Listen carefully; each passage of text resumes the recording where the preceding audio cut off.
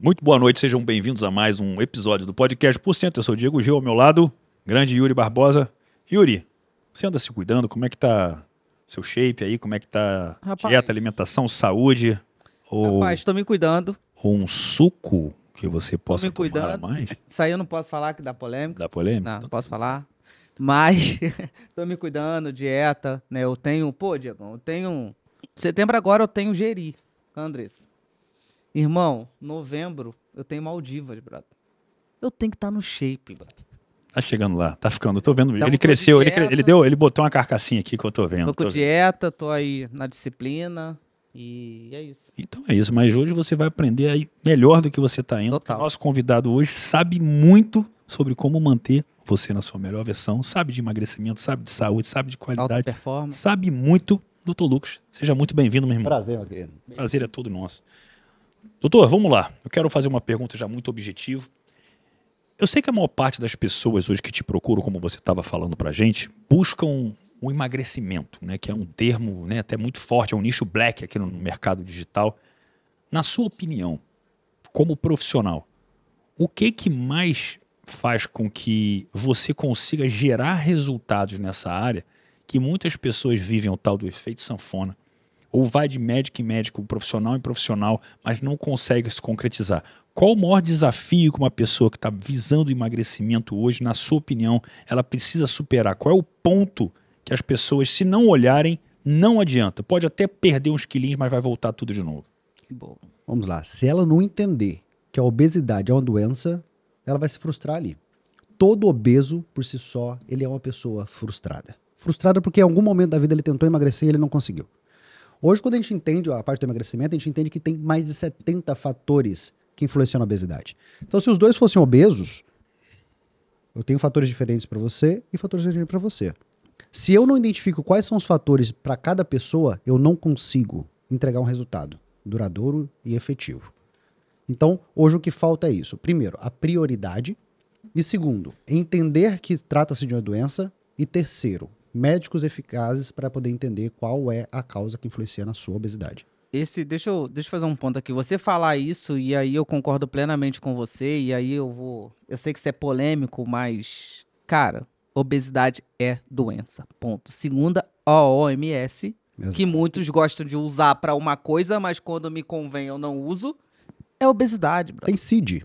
É É doença. obesidade. Então deixa eu sabe? fazer uma pergunta para que a pessoa que está em casa saiba se ela se considera doente ou não. Quanto que eu considero alguém obeso? Olha, hoje a gente vê muita questão do IMC, todas aquelas questões, mas hoje a gente vai pensar na obesidade de uma forma diferente. Vamos abrir um pouco o leque. O sobrepeso já é o início da obesidade. Então, quando você começa a ver o teu perfil, passa isso um pouco para uma questão subjetiva, tira o objetivo. Ok. Então, a pessoa já tem um padrão, que não é obeso. Quando ela começa a ficar acima do peso e começa a ter a dificuldade de emagrecer, ela já começa a acender o alerta. Dessa forma, a gente leva para o leigo uma facilidade muito grande de entender realmente o que é a obesidade. Com o período de envelhecimento que nós vamos tendo, nós notamos que cada vez vamos apresentando novos fatores e fica cada vez mais difícil. Então aquela pessoa, mas eu engordei aqui, emagreci, agora tá fácil. Aí depois começou nesse efeito sanfona. Entenda, gordura é estoque de energia. Você não faz estoque de merda em casa. Você faz estoque daquilo que você julga como bom, não necessariamente sendo bom. Assim é o nosso corpo. Ele entende a gordura como sendo algo bom. E a partir do momento que você começa a queimar essa gordura, o que vai acontecer? Epa, peraí. Não vamos deixar queimar. Aí ele abaixa o seu metabolismo baixo, mais fácil de ganhar o peso. E aí associa isso aos fatores que vão aparecendo durante a vida. Um deles, muito comum hoje na sociedade, ansiedade. E aí você vai tendo maior dificuldade. Então, o que eu sempre sugiro para os pacientes é isso. Tire da sua cabeça a objetividade do conceito de obesidade e leva para a tua vida a dificuldade que você vai começando a apresentar para perder o peso. Manter-se no peso. É isso. Interessante. Interessante porque é uma visão que eu não tinha me antenado da forma que você está falando. Mas olhando em fatores práticos, você falou assim, olha, Diego, talvez se você fosse obeso, Yuri também, vocês teriam fatores diferentes. Para a pessoa que está em casa, quais são esses fatores mais comuns? Como é que ela pode identificar? Qual o padrão que pode estar por trás, mais usualmente falando? Usualmente, hoje, assim, que é difícil achar um obeso que não está, como eu disse, a ansiedade, a compulsão alimentar. Esses dois aqui, é difícil achar um paciente que não está com ele. Depressão, né? Depressão. Agora, hoje, quando eu vou fazer a avaliação do paciente, eu sempre olho a questão da gordura visceral. Pensa da seguinte forma. Eu sou o músculo, aqui é a pele. Entre o músculo e a pele nós temos gordura. Quando a pessoa vai engordando, vai distendendo a pele. Chega no momento que você chega no nível máximo de distensão e não consegue distender mais. Para onde vai essa gordura? Para trás do músculo. Uma cavidade onde ficam os órgãos, também conhecido como vísceras. Por isso a gordura que fica lá atrás é chamada de gordura visceral. Agora entenda, qual que é a diferença dessa gordura para a gordura visceral? A gordura visceral ela é mais densa, ela é mais inflamatória. Ela está em contato direto com o órgão, ela passa a inflamação por contato, ela faz uma pressão mecânica. Agora pensa numa mangueira. Se eu quero jogar na cara dos dois, e a água está batendo aqui, o que eu faço? Eu aperto no bico dela, a pressão sobe, eu acerto vocês dois até a parede. Pensa os vasos sanguíneos. Pega a gordura visceral, coloca em cima. Pressão. Aumenta o risco de morte súbita e doenças cardiovasculares. Então, nós temos que avaliar. Os meus pacientes, eu não baseio quanto eu vou lhe emagrecer, mas aonde eu vou chegar na sua gordura visceral. É essa a diferença. Mas só para o leigo que está em casa também ter um entendimento. É possível que você possa ter gordura visceral, não necessariamente chegando até um ponto que a minha pele está jogando para trás? Total. Por exemplo, se a pessoa... Vamos pegar as mulheres. Se ela faz lipoescultura, ela tira a distensão da pele. A abdominoplastia tira essa distensão da pele. Fora os fatores genéticos. Às vezes você olha para aquela pessoa assim, a barriga desse tamanho, tem encosta em cima da barriga. O braço. Ela distendeu muito. Então, não necessariamente ela tem uma gordura visceral alta. Então, às vezes eu pego aquele paciente mais socado e ele tem uma gordura visceral muito mais alta do que aquele cara gigante. Que não, às vezes não tem mais. Como que eu descubro nível? É o quê? Teste? Bioimpedância. Bioimpedância. Isso. Lá vai ter os valores de referência ali para poder dar essa efetividade. Aí a gente vai fazer os cálculos desse emagrecimento em cima do metabolismo, avaliando a gordura visceral e a composição total desse paciente. Porque tem outro fator, né? Não basta ser obeso. Se ele for sarcopênico, ou seja, ter uma baixa de músculo, é mais difícil ainda de emagrecer ele. Deixa eu fazer um fator mais psicológico agora para o contexto do jogo, que é o seguinte, né? Eu falo como terapeuta, também minha mãe, psicóloga com meio século, também falava muito sobre esse tipo de caso. Muitas vezes pessoas obesas, elas projetam na gordura uma barreira emocional. Total. Que você sabe muito bem que é como alguém que fuma, e se de repente eu como hipnoterapeuta, faço aquela pessoa parar de fumar, ela pode buscar esse vício em outro lugar, ela pode começar a beber, ela pode engordar. Então, como que você consegue entender o que eu posso fazer? Porque se às vezes eu emagrecer aquela pessoa, eu posso estar despertando um problema ainda muito maior. Aquilo ali era uma defesa natural. Você consegue identificar isso? Dá para fazer isso na forma como você trabalha? Porque muitas das coisas em pesquisas que eu lembro que eu fazia na época condicionava até a compulsão alimentar, principalmente na época, muito olhando para a questão do doce como uma falta de amor próprio, como uma falta de conexão interna, e a sensação de amorosidade era muito similar em termos de neurotransmissores na percepção de um doce que acalenta. O doce, prazer que ele tem. Exatamente. Como que você lida com isso que não é tão simples? Eu acho que um médico, 99% não vão estar olhando para isso. Eu quero que aquele cara emagreça, ele vai ficar feliz, eu estou feliz. Exato. Olha só, é impossível numa conversa, por exemplo, de 2 horas, 2 horas e meia, você identificar todos esses fatores. E o corpo, ele é perfeito. Ele faz compensações. Ele mascara uma coisa. Se você compensa 5 fatores, aí descompensa 6 e tudo mais. Então, hoje, na minha prática clínica, o que eu faço? Eu tenho que ver o paciente todos os meses. Segundo ponto, todo paciente tem meu número. Então, eu fico disponível para ele, literalmente, 24 horas. Eu tenho que entender o que está acontecendo com ele. E aí, à medida que eu vou avançando no tratamento, esses fatores vão ficando mais claros. E eu vou entendendo o que está acontecendo realmente com ele, quais são as fragilidades. Se for preciso, sim, eu encaminho para um psicólogo. Se for preciso, sim, eu encaminho para um psiquiatra. Ok. Para poder a gente fazer esse tratamento multidisciplinar dando efetividade. Eu sempre falo no consultório, mais importante do que emagrecer ou atingir qualquer outro fator que você venha me procurar é permanecer nesse fator. Não adianta eu te emagrecer assim 30 quilos, 40 quilos, se você depois vai ter reganho. E todas as vezes que você tem reganho, é bem maior. O que volta, volta mais forte, né? Deixa eu Exato. fazer uma pergunta. Polêmica! Venha. Vamos lá. Durante muito tempo, o suco, ele era um problema, era um vilão, era droga, era bomba, né? O Diego sabe, tomou muito suco, Diego, na época da competição. Sou puro. Puro Sure. suco. Puro Naquela época, hoje em dia não sei também. Mas, então, durante muito tempo, ele foi visto de uma maneira como vilão, né? O que você acha do suco? É uma coisa boa? Não é? É safado? É Polêmica. polêmico? Vamos- Prepara o corte, Mike. Vamos lá, entenda o seguinte. Hoje, os anabolizantes, em geral, eles têm fatores muito importantes dentro da saúde. Por exemplo, músculo, ele é saúde. Entenda isso. O que adianta você ter 90 anos, 100 anos, se você não consegue nem andar? A gente sempre fala da menopausa, mas nós esquecemos que o homem, por exemplo, tem a andropausa. Os níveis de testosterona vão abaixando. A partir dos 30 anos, pelo menos em circunstâncias normais, 1% por ano cai. E aí você começa a perder massa muscular. Consequentemente, começa a perder também massa óssea. E você fica cada vez mais vulnerável. Isso vai gerar longevidade. A sarcopenia, que é esse termo que eu usei com vocês aqui para poder explicar, baixa muscular, ela é um problema que deve ser sim tratado com o uso hormonal. Agora, todas as vezes que você passa do nível fisiológico, você entra nessa categoria que nós chamamos de bomba.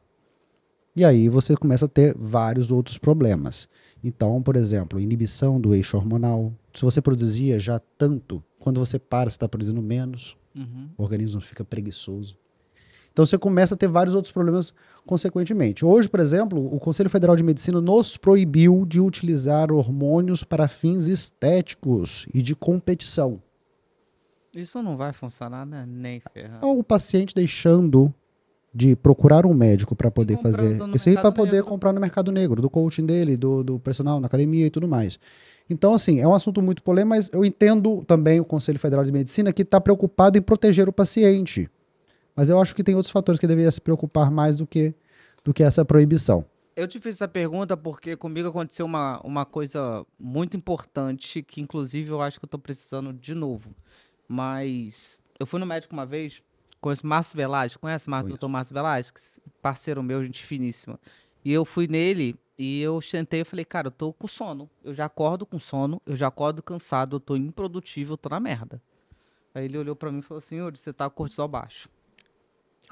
Alto, não baixo. Pode ser baixo também, os dois geram essas questões. Cortisol baixo. Aí eu, sério? Aí ele, sério. Falei, e aí? Ele, aí, que a gente vai fazer uma reposição hormonal. Cara, minha produtividade mudou.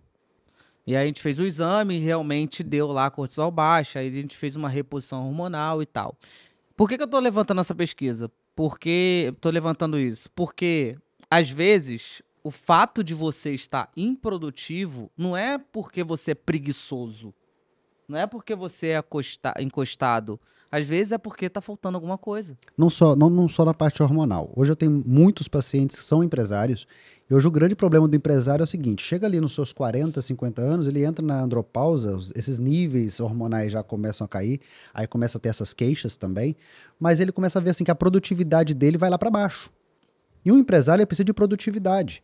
E nós entendemos hoje que não adianta você só trabalhar muito. Você tem que ter um direcionamento, trabalhar com planejamento. É isso. Mas ele começa a se planejar e tudo mais, e ainda assim não é suficiente.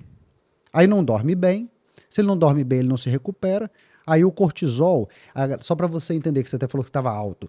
Então é o seguinte, o cortisol é aquele que vai falar assim, ó, acorda. 7, 8 horas da manhã, ele vai estar alto. Vamos pôr ali, 17, 18. Durante o dia, ele vai caindo, caindo. Chega às 7, 8 horas da noite. Não, você não tá com sono, não. Você tá com preguiça. Só que você fica até tranquilo e fala assim, poxa, eu trabalhei pra caramba hoje, então você não fica com esse peso na consciência. Com o sono reparador, o que vai acontecer? Ele começa a reparar.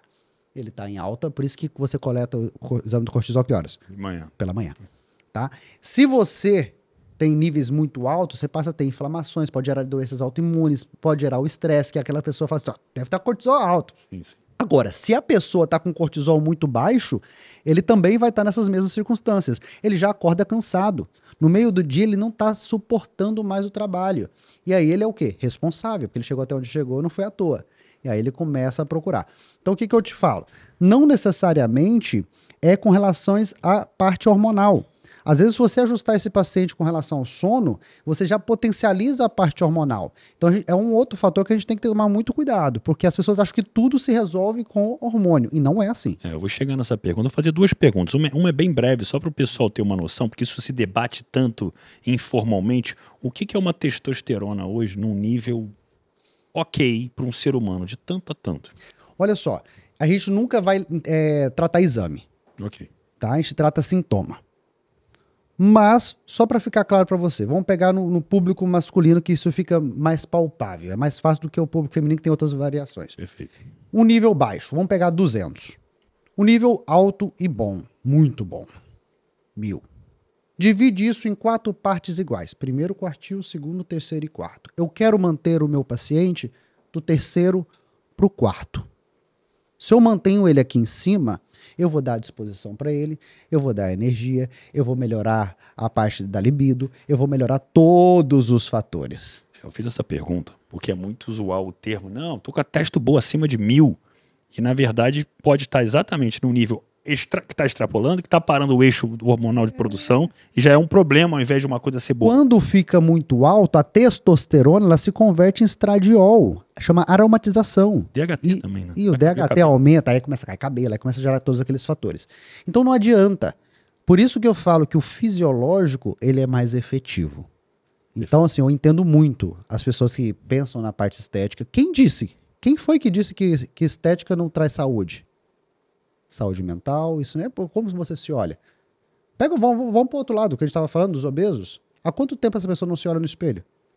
Essa pessoa tem problema de libido, às vezes é por causa da parte hormonal ou é porque ela não consegue mais se enxergar como uma pessoa atraente? Sim, perfeito, excelente colocação.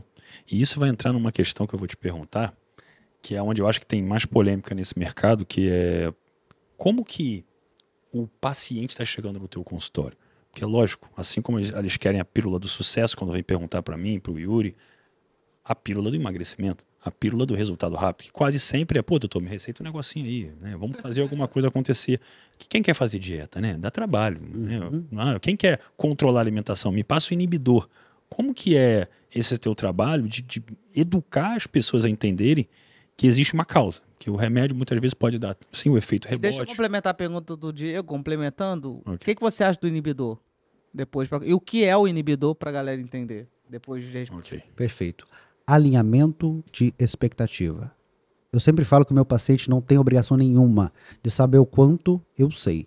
Mas ele tem total obrigação de saber que em contexto ele está inserido.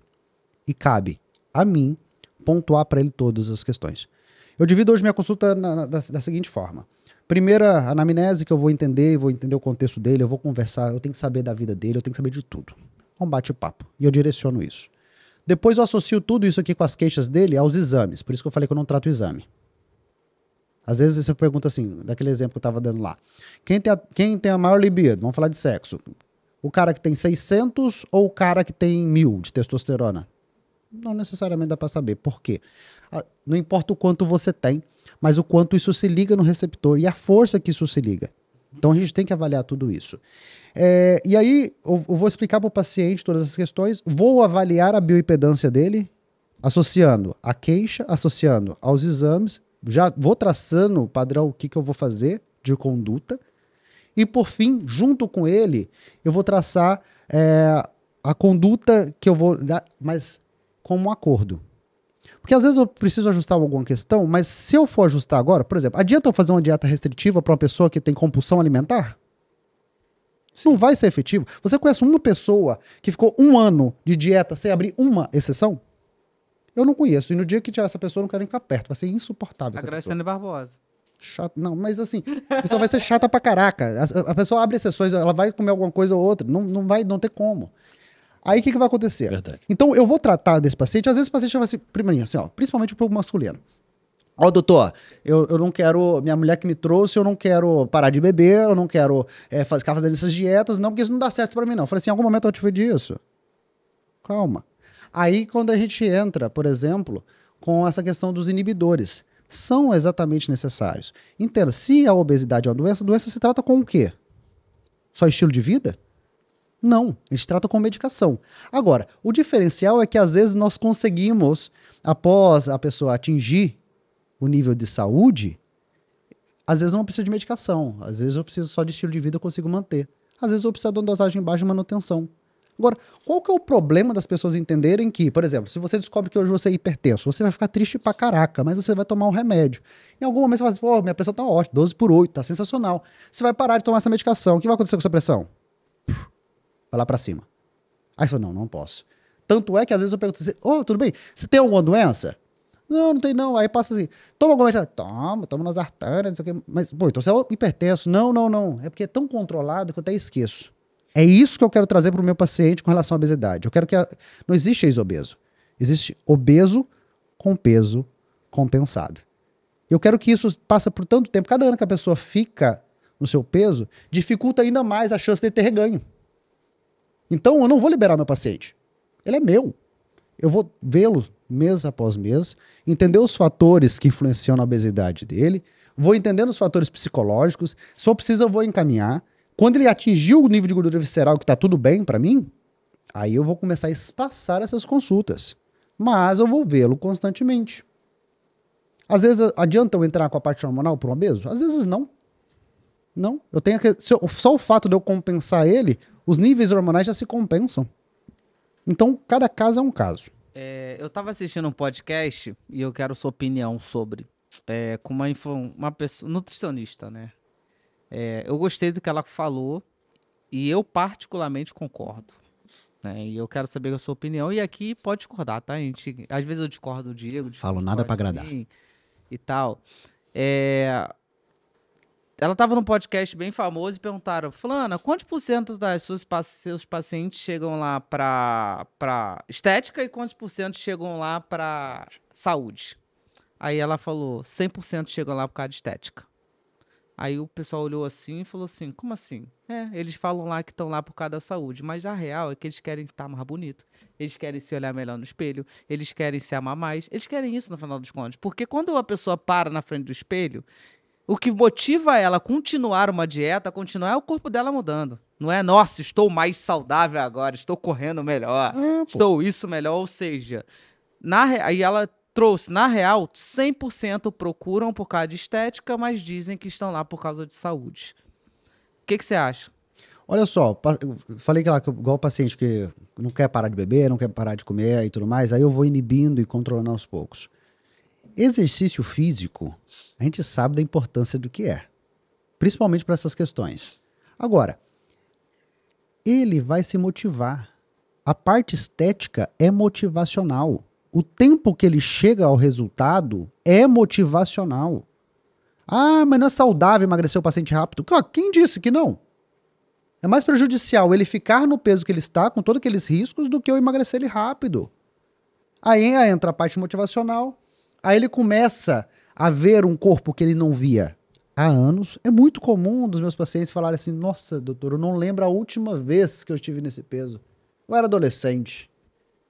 E aí ele começa a se motivar e ele começa a mudar o estilo de vida.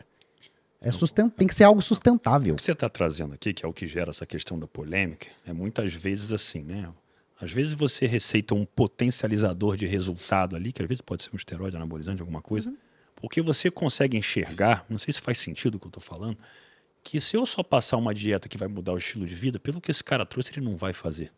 Eu não vou transformar esse cara. E o risco que ele está na condição que ele está, é maior do que ele não talvez necessitaria de uma modulação hormonal, mas é o passo que vai criar a motivação para ele startar um processo de mudança de hábito e um estilo de vida. É mais ou menos por aí. Dieta, estilo de vida, se fosse tão efetivos, ele não precisava de mim.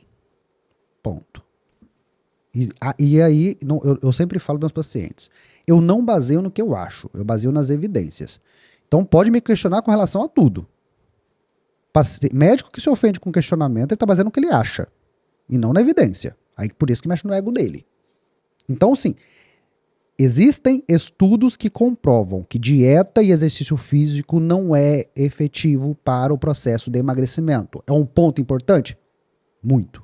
Efetivo? Não. Isso é polêmico. O que você fale mais sobre isso? Olha só, a medicação é aquela questão, porque nós viemos de uma cultura que a obesidade ela foi considerada doença há pouco tempo. Ela está tomando uma repercussão maior agora. E hoje nós entendemos que as medicações para obesidade são muito efetivas. O grande problema hoje, por exemplo, principalmente no Brasil, é que não há um processo de regulamentação adequada para que isso seja feito apenas com acompanhamento médico. Então, deixa eu provocar a pergunta com mais afetividade, porque isso pode causar estranheza para as pessoas. Quando você fala dieta, por exemplo, tudo que você pensa na cabeça de alguém, cara, tu quer emagrecer? Se você tiver disciplina, dieta e um treino, você vai chegar lá. E aí quando você fala não é efetivo, significa o quê? Que é menos eficaz do que você fazer um trabalho modular, ou que não vai ter gente que pode fazer dieta, exercício físico e não vai ter resultado só com isso. Tem pacientes que vai fazer dieta, exercício físico, isso não vai resolver. É uma doença. Para você controlar a pressão, basta fazer exercício físico? Não. Você precisa da medicação. Isso assim, é muito importante esse alinhamento de expectativas junto com o paciente, porque às vezes ele chega para mim e já pergunta, doutor, tem data para eu poder parar de tomar esse remédio? Eu falei, não sei. A gente vai descobrir isso durante o processo. E se for preciso, com um bom acompanhamento que eu estou te dando, com toda a personalização do tratamento que eu estou fazendo, você vai estar com a menor quantidade de medicamentos possível, na menor dosagem possível. Mas entenda, e vou repetir, quantas vezes for preciso, a obesidade, ela é uma doença. A parte do exercício físico e mudança do estilo de vida é um ponto extremamente importante. Mas nem sempre vai dar o resultado necessário para combater essa circunstância. Porque tem também um fator psicológico por trás, né? Se fosse só o fator psicológico, meu irmão, estava resolvido. Dá uma medicação para isso, encaminha para o psiquiatra, encaminha para o psicólogo, pronto, acabou. Não teria. Existem mais de 70 fatores que podem influenciar. Afins metabólicos, de outras doenças que vão associando. Deixa eu te complementar, mas aconteceu um caso curiosérrimo comigo, né? Esses dias não, deve ter 2 meses. Eu tenho treinamento, né? Eu passei por uma transição de posicionamento, só que eu ainda tenho uma imersão, né? Que ela se chama Método Gênesis, né? Que é um treinamento voltado para inteligência emocional, melhoria de vida, que são 3 dias comigo. É um treinamento que eu iria parar de fazer, mas recebi uma ordem do alto que não posso fazer isso. Sua missão. Então, minha missão. É um treinamento que eu não ganho dinheiro com ele, é missão.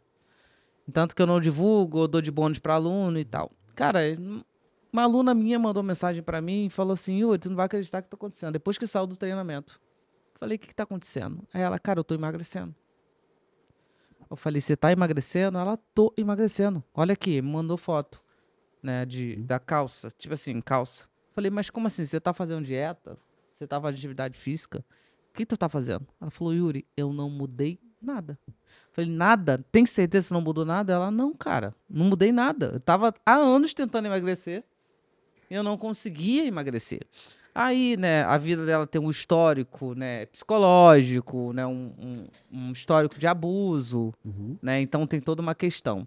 Então eu vejo que muitas vezes também, um dos motivos Você tratou a base do problema dela. A base A chave dela virou com relação a essa questão, a esses mecanismos compensatórios. Entenda que, igual eu te expliquei com relação à gordura, o corpo cria mecanismos para compensar alguns fatores. E a partir do momento que você foi na base dela e tratou esse problema psicológico que estava ali nela, você resolveu ali grande parte dos problemas dela. né? E aí eu vejo que esse fator psicológico é muito recorrente, como você disse, né? Ansiedade e tal. A gente olha muito, por exemplo, corpo, alma e psicológico como fatores muito separados, mas está tudo misturado, não dá para desassociar. Se você descompensa uma área da tua vida, você vai descompensar todas as áreas. Como que eu vou ser um bom médico se eu não cuido da minha própria vida? Como que eu vou cuidar da minha própria vida se eu penso só no físico? Como está meu psicológico? Minha terapia é toda semana. Eu não abro mão, não. Da mesma forma que eu não abro mão do meu exercício físico, eu não abro mão da minha terapia. Eu vivo do problema dos outros. E quem vai viver dos meus? É todo dia escutando problema. Você tá entendendo? Então, assim, se você não alinha, aí, tu busca a tua melhora da espiritualidade, se você não procura uma melhora, sempre procurar a sua melhor versão, meu irmão, você vai estar tampando só com a peneira. Você vai resolver um problema aqui comigo, você vai pra ali, você vai ter outro problema, aí você vai compensar na tua família de forma negativa, depois vai sempre usar Aí tu vai ficar desculpas. pulando de dieta em dieta, né? Só que dieta é matemática, né? Se emagrecer fosse simples, é matemática, né? Usa menos, come menos calorias, porque tu perde. Mas é nesse ponto que eu estava querendo voltar ainda naquela questão. Não existe uma máxima. Por exemplo, se eu estou em déficit calórico e eu consigo exatamente ingerir menos do que eu gasto, com o passar do tempo, naturalmente eu vou perder peso. Ou seja, estou fazendo dieta, estou fazendo um exercício resistido. Qual que é a condição onde você pode chegar naquela questão de falar que não é efetivo, que é assim, olha, num caso como esse, por exemplo, Diego, o cara está fazendo dieta, está em déficit calórico, está treinando, mas ele não vai conseguir avançar por causa disso. A gordura, ela é resiliente. A gordura é resiliente. Resiliente e teimosa. Putz. Vamos voltar naquele exemplo que eu te dei. Vamos lá, fica bem fácil, todo mundo vai entender. Toda vez que você come carboidratos e açúcar, isso vira glicose. Virou glicose, automaticamente estimula um órgão chamado pâncreas a produzir a insulina, que vai converter essa glicose em energia.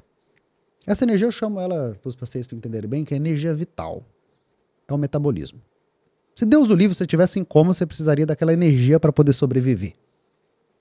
E o corpo só vai fornecer aquela quantidade. Vamos pôr, 1.353 quilocalorias. É 1.353 quilocalorias, nem menos nem mais que ele vai fornecer. É isso. Aí você comeu mais, ou carboidrato ou açúcar. Você vai ter um excedente de glicose, vai estimular mais teu pâncreas a produzir mais insulina para converter isso agora em estoque de energia. E o que eu falei lá no início? O que é estoque de energia? Gordura. Você começou a quebrar gordura, seja por medicamento, exercício físico, alimentação, qualquer outro fator. Déficit calórico. Você começou a quebrar gordura. A gordura é o quê? Resiliente. Pô, tá queimando meu estoque de energia. Vamos abaixar a energia? O metabolismo. Aí o metabolismo fica cada vez mais baixo. Cada vez mais difícil, você tem que comer Cada muito vez menos. mais difícil. Se a pessoa tem 1.700 calorias, eu não tô nem contando com exercício físico. Perfeito. Ela vai, naquela quantidade ali, se ela come aquela quantidade, ela mantém. Se ela come menos, ela emagrece. Se ela come mais, ela engorda. Matemática simples. Mas tem todos esses fatores. E isso daqui é um dos vários fatores que compensam com relação à obesidade. Se fosse só déficit calórico, a gente não teria esse problema. Não existia obesidade no mundo. Só uma pergunta simples. Até que ponto, falo que quando a gente é atleta, a gente chega em níveis bem fora da realidade, até que ponto dali para baixo é prejudicial para a saúde em termos de gordura corporal? Tem algum percentual, Diego, daqui para baixo tem risco X, Y, Z, e os riscos que acontecem? Eu sempre fico muito atento aos pacientes com menos de 10%.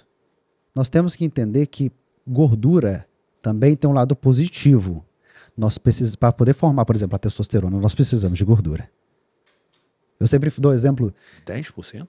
Eu já fico atento. Eu já começo a observar o paciente. Por exemplo. É um sinal amarelo. É um sinal amarelo. Ele vai ficar ali. Sinal Quer dizer que ele não está saudável? Não estou falando isso. Eu vou olhar com ele com mais atenção. Eu, Lucas, quando eu passei na universidade, eu pesava 49 quilos. Pesando quanto hoje, Lucas? Hoje eu tô com 75. Legal. Você tá usando suco? Aesthetic. Natural. Não mesmo. O que acontece? Naquela época, pô, adolescente e tudo mais, a libido tava onde? Abaixo da terra.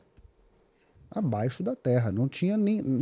Que louco, né? Disposição. Porque geralmente dizem Nada. que é a hora que tu tem que estar instalando, né? Caraca. Então, assim, eu tava na melhor fase da minha vida, Estudou bastante. mas eu coloquei a prioridade tanto nos estudos ali que eu não tinha vida. Imaginei. Eu tinha que comprovar ali, naquele momento da minha vida, para minha família, que não tem nenhum médico, que eu era capaz de ser um médico. Porque minha família. Hoje eu tenho o maior apoio da minha família. Sempre tive, eu sou muito grato a eles. Mas um dos grandes questionamentos que eu tive foi assim, pô, nossa família é do agro, tá tudo bem estruturado. O que você vai fazer na medicina que você não tem nada? Nenhuma pessoa para poder te ajudar. Não vai assumir aqui os Não negócios. era. A minha missão era essa, então eu fui Plantar lá. soja. Exato. Então, assim, a minha missão era essa. Mas ali eu abdiquei por algum tempo com relação à minha saúde. E naquele momento, por exemplo, ali aí eu chegava a um ponto que eu comia e não engordava. Eu podia fazer o que for, eu não engordava. E aí a parte da libido é uma questão assim, que a gente sempre brinca, né? Que a gente vive sem tesão. A gente adequa, a gente acha outras formas de prazer durante a vida. Então aquilo ali até passava despercebido. Só que o que aconteceu? Quando eu procurei, naquela época, como estudante de medicina, uma ajuda profissional, eu entendi que se eu não fizesse uma reposição ali, eu estaria nadando contra a correnteza. Por quê? Eu tinha um nível tão baixo, tão baixo, tão baixo. Aí, quanto que me preocupa? 5%. Ali já me preocupa bastante. Se você pegar essas atletas de alta performance, por exemplo, as fisiculturistas, elas não menstruam. Tenho ciência. Elas não menstruam. E aí começa a descompensar toda a parte hormonal. Não é saudável. Exato, aí que você passa a sair do nível fisiológico. Aí, por exemplo, naquela circunstância, igual eu te falei, às vezes a pessoa tem outras questões hormonais, ela não consegue resolver, eu falo assim, vamos compensar tudo primeiro, depois a gente entra na parte hormonal para ver até que ponto a base é a parte hormonal. No meu caso ali, a base era hormonal. Se eu não fosse pro terceiro, quarto, quartil, eu jamais ia ganhar. Quando você tava batendo testosterona nessa época lá? 107. Que isso, filho? Nunca esqueci esse número.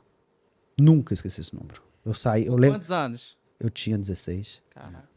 Eu lembro direitinho que Na idade que era pra estar no teto. Não, tá, não, tá pegando não, ninguém. e outra coisa. 107 tem vontade. Não, 107, você só quer dormir, irmão. Nem se virar Às vezes sozinho. essa pessoa tem questões de depressão, você acha que tá depressivo, você olha lá e fala, não tem como você ter uma vida bacana. Qualquer pessoa estaria depressiva. Qualquer pessoa estaria. Aí você fala assim, pô, o trabalho tá legal, tá tudo legal, mas ele tá assim, não, tudo tá legal? Não. Calma aí, vamos entender. E aí você começa a avaliar de uma forma bem mais ampla. É muito complexo isso. Por isso que eu falo, eu não olho como anabolizante neste caso. Anabolizante tem fins anabólicos, porque tudo que ajuda a ganhar massa magra é anabólico. Mas a bomba, propriamente dita, é quando você sai dos níveis fisiológicos. Agora, eu saí por algum tempo dos níveis fisiológicos? Sim, saí. Eu tinha que sustentar níveis mais altos até o meu corpo começar a se compensar e eu reestabelecer meu eixo hormonal. Então é essa a grande questão que você tem que levar, seja lá qual for o objetivo do paciente. Qual que é a base? Qual que é o seu histórico? Como que é a sensibilidade dos seus receptores? O que está influenciando positivamente e negativamente? Então eu tenho que procurar ali a fundo entender qual que é a questão do meu paciente. Por isso que eu falo, a conduta do médico tem que ser individualizada. Por isso que não existe essa de você pegar a receita do amigo e olhar. Como que você vai avaliar as taxas hormonais se você não tem uma boa anamnese? Como você vai avaliar os níveis hormonais se você está apenas baseando no número que está ali da testosterona total? E a compensação dos demais hormônios não tem influência nenhuma, não? Esse negócio que você falou, eu nunca vou esquecer de 3 coisas que o Márcio Velasco me falou. Primeira coisa que eu virei pra ele e falei assim, por que eu deveria tomar água? Aí ele olhou pra mim, a gente tava numa live, falei, Márcio, por que a gente deve tomar água? E ele virou pra mim e falou assim, muito simples, se você quiser tomar água de bosta, tome água. Eu falei assim, como assim tomar água de merda? Ele, simples, filho. Teu corpo precisa. Se você não toma, ele vai buscar de algum lugar. Ele busca da tua bosta. É por isso que a tua bosta sai coisa. Depois de lá, eu nunca mais esqueci de tomar água. E eu falo isso pra todo mundo. Se você não toma água, você toma água de bosta. A segunda pergunta que eu fiz pra ele foi: por que eu deveria fazer atividade física e exercício físico? Porque são duas coisas diferentes, né? Uhum. Aí ele virou pra mim e falou assim: você quer ir pro banheiro quando você ficar velho, carregado ou andando? Eu falei: eu quero ir andando. Então faça atividade física. E a terceira coisa que ele falou foi que eu falei pra ele: Márcio, os meus exames estão em dia. Eu estou saudável. E ele falou: não. Seu exame está em dia não significa que você está saudável. Não existe isso. Porque muitas, tem uma até muito famosa, né? Aí que é a rainha da obesidade, você deve saber quem é.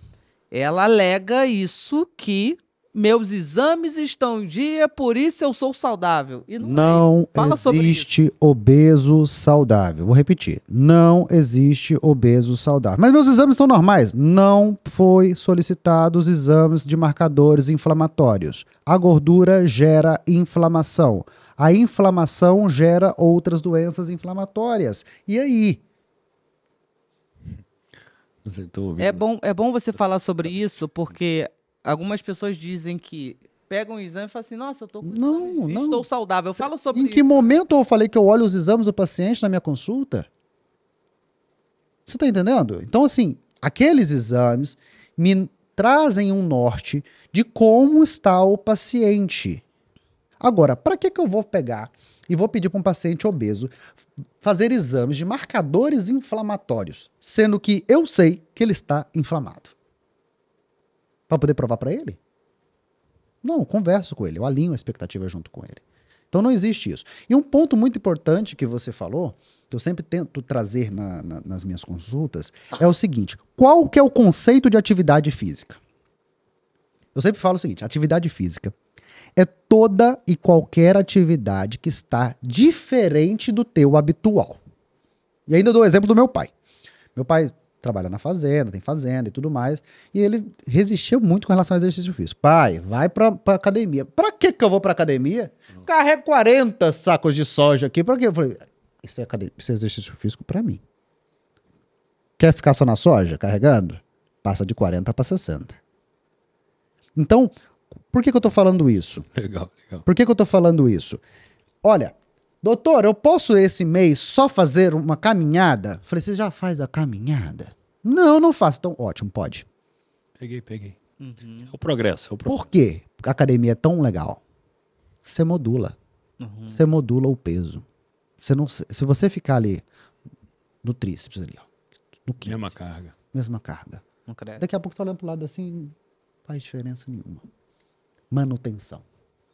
É sair do habitual. E todas as vezes que a gente sai da zona de conforto, O cérebro puxa pra trás. Né? dói. Dói. Mas é aí que tá o resultado, né? Não, é um conceito interessante. Eu tava rindo aqui, vocês estão falando tanto de obesidade, eu tô aqui, putz, eu sempre me mantenho ali entre 5 e 8 de gordura. Eu falei, pô, subir pra 10, eu não quero.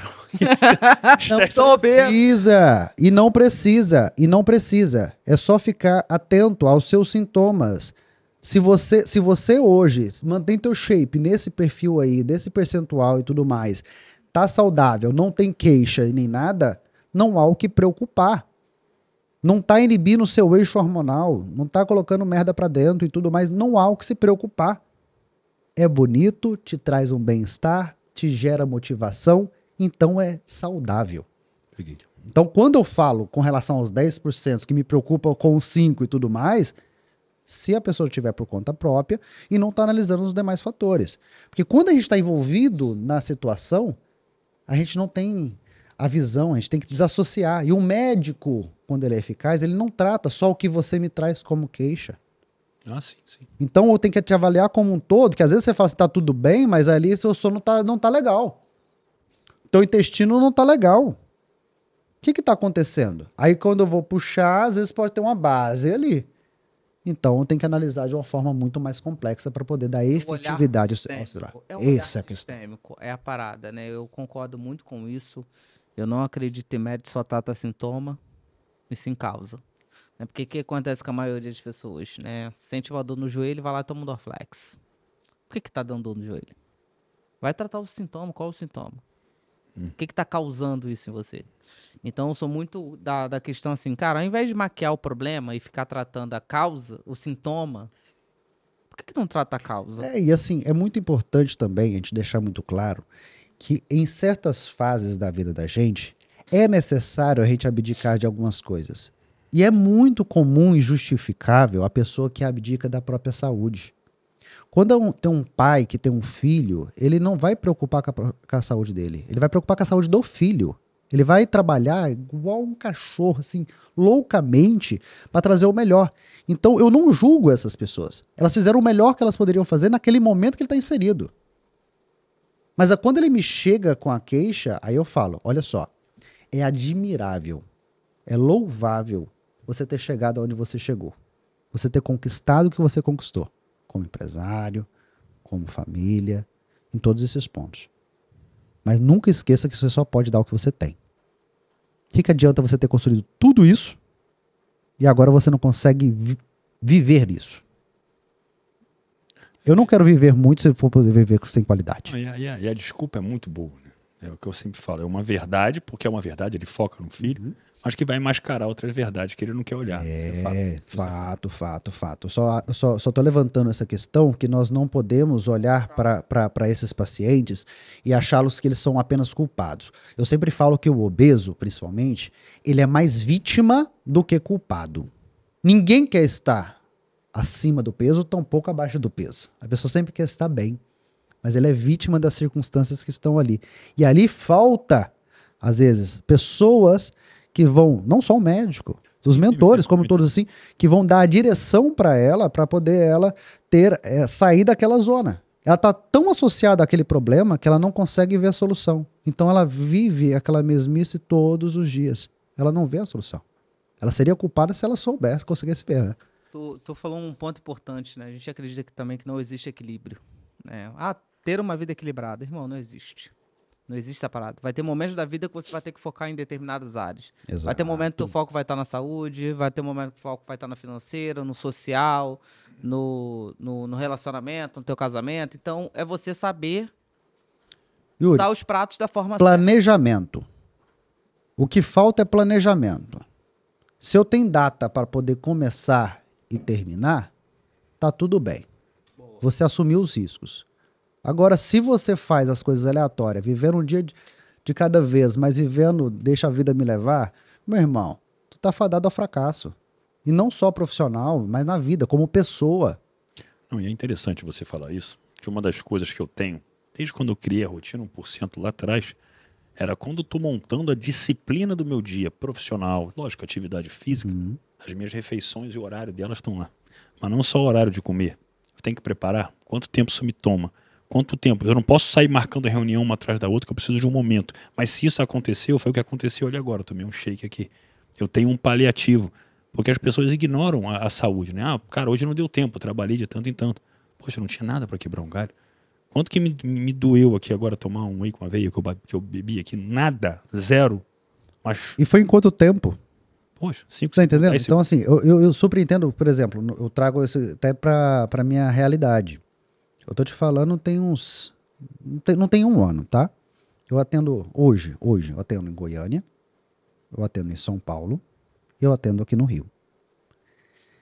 Chegava momentos que eu entrava na consulta, eu sou assim muito correto. Eu sempre falo que o meu tempo não é mais importante do que o teu. Então eu nunca vou atrasar e nunca deixo o paciente nenhum meu me atrasar. Então eu separo um tempo ali bacana, separo 2 horas, 2 horas e meia ali na agenda ali para poder estar tranquilo com relação a isso. Mas irmão, chegou momentos que eu atendia, tava chamando o paciente, pode entrar, 7 da manhã e saía 2 horas do consultório. E quando eu saía 2 horas do consultório, até chegar em casa, arrumar e tudo mais, deitar, 7 horas eu tava já de novo no consultório. Da manhã? Da manhã. Eita. Eu tava fazendo um cálculo aqui, caramba. Você tá entendendo? Então, assim, chegou um momento que aí eu precisei da ajuda externa. Porque ela é tua parceirona, foi ela que galgou, foi lá no podcast. Meu marido, Total. Ela que falou. Sabe o que ela fez? Ela ligou pra minha secretária uma vez lá em Goiânia e falou assim, não tô entendendo, porque você tirou o almoço dele. O doutor deixou. Não é pra deixar ele tirar o almoço dele. E não sei o quê. Então, eu tava tão envolvido naquela missão de ajudar. Pô, tô na alta, tá tudo bom. Aí tava tão envolvido naquilo que eu não tinha tempo pra mim. Eu falei, que hipócrita, né? Ou mandando os outros se cuidar e não me cuidando, né? Pô, em que momento? E aí o que adianta se eu faço exercício físico e se eu não tenho tempo pra dormir? Que efetividade que isso vai me trazer? Nenhuma. Então, às vezes, a gente precisa de um fator externo para poder colocar a gente no eixo, para a gente colocar prioridade. É questão justamente disso. Você me trouxe a questão. Ah, eu preciso me alimentar bem? Show. Mas eu tenho que pensar em como preparar minha comida. Tá, quanto tempo? Tá, quanto tempo eu vou ter de um tempo... Não tinha isso. A minha questão era, meu paciente, tenho vou separar 2 horas e meia na agenda, pode colocar outro paciente depois, outro paciente depois, outro paciente depois, outro paciente depois, e aí? E cada um... isso que a gente tá tendo aqui é o quê? Troca. Troca demanda energia. É, isso que você está falando é uma das coisas que mais trouxe o conceito do 1%, né? Porque como é difícil quando você ama o que faz, ganha dinheiro pelo que faz, tem um sucesso, um ego também até de reconhecimento, e é muito fácil se perder pelo videogame do sucesso, do dinheiro, da fama, do resultado. E aí que tá, é para 1% você chegar, e eu sempre falo isso aqui com o Yuri, o quanto é difícil às vezes para mim escolher ter 9 horas do meu dia para mim. Então eu acordo cedo, acordo 3h40 da manhã, cada vez mais cedo, não vou descer mais. Louco. E vou trabalhar lá para as 2 horas da tarde. Não que eu não mexa no WhatsApp, no Instagram, mas eu sei que eu perco muito, entre aspas, dinheiro no meio do caminho, embora a qualidade de vida me faça ser mais efetivo quando eu sento para trabalhar, mas o quanto às vezes você se questiona assim, putz, já me peguei assim, tô aqui agora jogando golfe, putz, eu podia estar criando aquela entrega que está demorando para sair, podia estar lá. E começa essa negociação. Onde é que você começa a chegar? Qual o valor do meu tempo, mas qual o valor desse tempo aplicado na minha vida? O quanto eu estou vendendo a qualidade da minha vida de estar aqui para ganhar mais dinheiro e mesmo querendo ganhar mais dinheiro, o que esse dinheiro está trazendo a ponto de me abdicar de uma felicidade cotidiana do dia a dia? Cara, é uma negociação eterna. Porque assim, às vezes a gente pensa assim, não é quanto eu cobro do meu paciente, é o quanto eu entrego. E o valor do quanto eu entrego não está relacionado a só o tratamento efetivaço que eu dou para ele, mas o quanto eu estou bem para poder oferecer o melhor para ele. Então, assim, eu me considero uma pessoa completamente workaholic que tem que tomar um cuidado absurdo com isso. Vamos retomar aqui, ó, há 2 anos e meio atrás, cirurgia do aparelho digestivo, trabalhando em dos 2 melhores hospitais do Rio de Janeiro.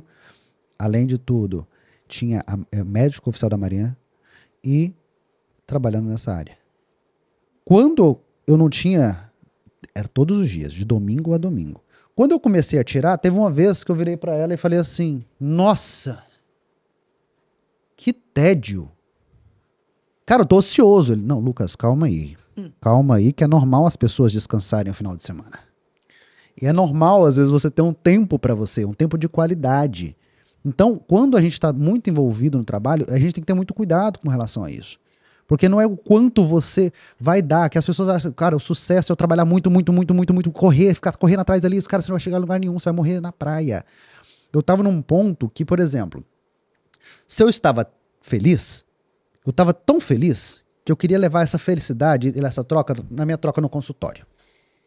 Se eu estava triste, eu queria ir pro consultório, porque o consultório, essa troca, era a minha terapia. Eu tenho prazer, eu tenho tesão naquilo que eu faço, eu entrego. Eu me entrego.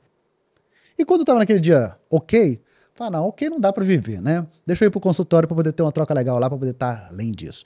Então, tá, aí beleza. E relacionamentos? E família? Como é que ela chegou, então? Ela chegou, quem apresentou ela foi o irmão dela. O irmão dela... Mas acho que chegou a ponto de falar assim, olha, não tá dando, ou você muda ou tô indo embora. Não foi nem isso. Eu acho que, por exemplo, a nossa troca sempre foi tão legal que ela sempre entendeu, sempre reclamou. E reclama. Quando eu vou... Tem pouco tempo, irmão. Tem 2 meses que eu tô atendendo em São Paulo. Ela fala, putz, mais um, gente, onde o Lucas vai parar? Foi fazer São Paulo. Só que o que acontece? Ela sempre foi me ajudando a trazer para a realidade de uma forma muito sutil. Às vezes nem tanto. Mas ela sempre me trouxe isso. Por exemplo, um exemplo é essa questão do almoço. Outro exemplo é eu pegar assim, não, depois das 10, eu não, tá louco atender depois das 10? Já aconteceu lá em Goiânia, de eu estar atendendo 11 horas da noite Bateu um paciente. O marido foi lá. Teve uma época que eu pensei que ia ter que andar de segurança, porque passou a bruxa lá e as mulheres começaram tudo a separar, trair e tudo mais. Caiu a ficha que eu estava num relacionamento tóxico e era tudo no mesmo ciclo, e os maridos acharam que tudo. O cara era eu. E era? Lógico que não, pô. Deixa eu te falar. Eu sempre falo que eu vi um post de você esses dias pra ela, falei assim, a melhor pessoa pra você se relacionar é o profissional da saúde. Porque ele nem tempo pra distrair ele tem. Então, assim, o que acontece? Quando ela começou a me trazer essa realidade, eu comecei que a minha vida começou a ter muito mais sucesso, inclusive nas questões financeiras, trabalhando menos, eu comecei a entender realmente que eu poderia entregar muito mais. Eu poderia ter mais tempo para a minha formação. O médico que ele não estuda, ele deixa de ser médico. Ó, esse ponto que você falou é muito importante, né? E eu acho que vale a pena a gente trazer aqui. O que a gente cresceu aprendendo? Se você quer ganhar muito dinheiro, você tem que trabalhar muito. Trabalha sem parar. Né? Trabalhe muito, se mate de trabalhar, morra trabalhando, né? Ou seja, trabalhe para sobreviver, trabalhe para viver, trabalhe. Se eu tiver para comer e para beber, tá bom. Só que não é, né? Porque senão Gari seria rico, mestre de obra seria milionário. Então não é trabalhar muito que vai te botar dinheiro no bolso. É trabalhar de forma inteligente e direcionada. Exato. É isso que vai fazer você mudar o seu jogo. Né? Você ser inteligente no que você faz. Tem muita gente que não trabalha nada e ganha muito. Tem muita gente que trabalha muito e não ganha nada. Aí entra o jogo do conhecimento. Quem mais tem conhecimento e coloca em prática o conhecimento ganha mais dinheiro. Porque quem tem conhecimento sabe jogar o jogo, mas sabe fazer o negócio. Falta hoje um esclarecimento desde a formação básica com relação a isso. Eu sempre falo para os meus amigos médicos, dentro da graduação, vamos pôr um cara que faz residência, vamos lá, são 6 anos, vamos pensar que ele passou direto. 6 anos de medicina, 3 anos de pós-graduação ou residência, tá, já foram quase 10 anos. Desses 10 anos, que dia que ele teve uma aula de educação financeira? Empreendedorismo. Nunca. E aí, nesses 9 anos, o profissional médico, ele se frustra muito. Por quê? Porque ele tá ali, nessa metade aqui desse caminho, os amigos começam a casar. Os amigos já estão entrando na segunda graduação. Os amigos estão ganhando dinheiro. E você até então, nada. Estudando igual um corno. E nem um relacionamento. Não viveu a vida porque passou estudando para passar, e depois continuou na mesma situação. Exatamente. Aí vamos lá. Aí você forma. Aí você começa a fazer o quê? Plantão. Aí você começa a contar a sua vida com plantão. Pô, eu quero comprar essa carteira. Essa carteira. Quantos plantão precisa? Essa carteira custou um plantão. Esse celular custa 2, esse 3. Show de bola. Só que a gente esquece que a gente é limitado. Só que você tá no gás. É só tirar mais um plantão que eu pago. Bem ou mal tá entrando alguma coisa agora. Você fica nessa. E aí o médico se endivida no primeiro ano que ele tá formado. E aí, pra ele sair dessa situação, gente, ou ele não sai, ele vai viver a vida toda. Eu tenho pacientes que são da minha época de plantão. Tô falando de pessoas bem mais velhas. Que tá preso ainda nessa realidade, porque o ciclo ele é vicioso. E ele tenta sair e não consegue. Então, assim, a pessoa não entende que o contexto dela é o quê? Eu preciso parar, analisar a situação. Se for preciso, sabe o quê?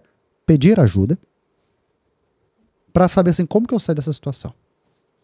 O que eu vou ter que abdicar para poder sair disso aí? Agora pensar que é uma pessoa que não teve nem maturidade de uma vida profissional, não teve convívio social. Então, realmente, é um intelectual que saiu, estudou muito, mas sem preparo, sem maturidade. Perdido. Lucas, olha, muito bom tudo que você está trazendo. E eu vou te fazer um parabéns especial, porque eu sei que você está num momento de hype, de escala. Sua comunicação é brilhante, cara. Passa muita confiança no que você fala. Você é firme, você é convicto. Gera polêmica com muita coisa, ainda mais no seu... Eu tenho muitos médicos clientes, eu sei o quanto o CRM é duro, e os colegas estão bem preconceituosos com quem se posiciona, eu sei disso muito bem, então te parabenizo. Queria que você pudesse deixar aqui algum recado que pudesse tocar a pessoa que está em casa agora. Por exemplo, uma mulher que quer emagrecer, um homem que quer emagrecer, e tá naquela situação assim, poxa, eu tô com medo de... O pessoal fala que eu vou pro médico, o médico só dá remédio, o médico, sabe, ele não tá nem aí pra mim. O que você pode olhar até pra aquela câmera ali, pra essa pessoa tá te olhando agora, ela tá acima do peso. O que você tem pra falar pra essa pessoa? Vamos lá. Alta. Vamos lá, entenda o seguinte. Você não é culpada da situação que você está. Esqueça todas as experiências que você já teve com médicos e profissionais que não te levaram a sério. Isso é um problema que nós temos hoje em dia, que nós temos que sanar. Mas isso não anula os profissionais que estão aí para poder te ajudar de forma efetiva e entender a base do seu problema. A gente vai entender o que está acontecendo, a gente vai solucionar a base desses problemas e você vai ter uma resolutividade desse seu problema. Esqueça tudo isso. Qual que é a chance de não dar certo? Não fazer. Hoje, todo o amparo que nós temos na medicina para entregar esse resultado garante sim. Me dá toda a segurança para te falar assim, eu mudo de nome se você fizer tudo que for prescrito, se não der resultado. Fique tranquila. Este não é o problema que vai ficar com você até o final da tua vida. Muito bom. Onde que a galera te acha? Como agendar uma consulta contigo? Qual é o teu Instagram? Onde você atende? Ó, em Goiânia eu atendo no Orion, que é o maior complexo de saúde que tem lá. Aqui no Rio eu atendo aqui no LID, aqui na Barra da Tijuca. Em São Paulo, na Avenida Brasil. Para poder me achar e agendar consultas e tudo mais, meu Instagram é Dr. Lucas Augusto. Lá você vai poder ver dicas, vai poder acompanhar um pouco do meu dia a dia e entender. Todo mundo é falho. Não existe pessoa perfeita. Eu erro, tudo mais. Eu só tenho que ser impecável e procurar ser o mais impecável possível como profissional. Mas como pessoas nós somos suscetíveis a erros. Então não tem problema nenhum. Então, eu sempre tento trazer essa realidade porque as pessoas acham que existe um mundo perfeito e acham que tem a circunstância perfeita para poder começar. E não é por aí. Não procure a circunstância perfeita, só começa. Deixa eu fazer uma última pergunta. Todas. Qual a diferença de nutrólogo e nutricionista? Essa eu sei. Nutrólogo é médico, nutricionista fez nutrição. Nutrólogo passa medicação, nutricionista passa dieta. Nutrólogo avalia o paciente como um todo, inclusive associando as questões alimentares que podem estar interferindo nisso aí. E também entra nas questões hormonais e o paciente como um todo. Show. O nutrólogo é médico. Perfeito. Doutor Lucas, obrigado. Prazer Muito imenso. esclarecedor. Gosto da segurança da sua fala, passa muita confiança. Eu acho que você vai ter pessoas procurando você daqui também. Maravilha. E é isso aí, pessoal. Esse foi mais um episódio do Podcast 1%. Até a próxima. Até a próxima.